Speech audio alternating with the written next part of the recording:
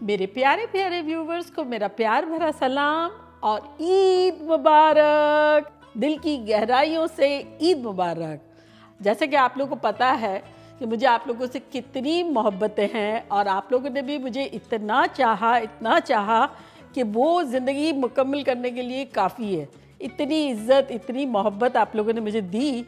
मैं हमेशा दिल की गहराइयों से आप लोगों के लिए दुआ करती हूँ कि मेरे सारे जितने भी दुनिया भर में प्यारे प्यारे व्यूवर्स हैं, अल्लाह उनको सदा खुश रखे, सेहतमंद रखे, आबाद रखे, दिल की तमाम ख्वाहिशात पूरी हो और वो बहुत हेल्दी मेंटली एंड फिज़िकली ज़िंदगी गुजारें और आपस में खुशियाँ बाँटें।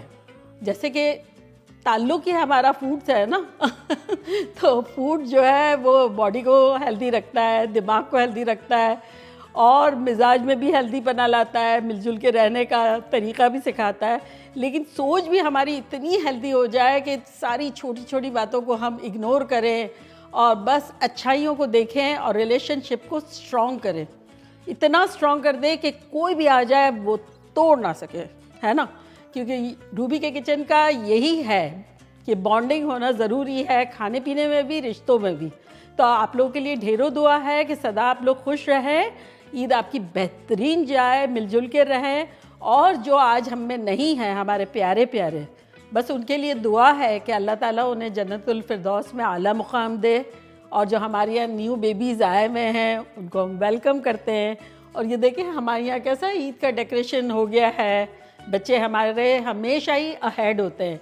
तो अब ज़बरदस्त सी ईद की दावत होगी और आप लोगों को भी देखने मिलेगा कि हम किस तरह से सेलिब्रेट कर रहे हैं, किस तरह से दोस्त रिश्तेदार मज़े कर रहे हैं, खाने को एंजॉय कर रहे हैं। और आप लोग की कमी ज़रूर महसूस होगी, लेकिन आपको व्लॉग ज़रूर देखने मिलेगा।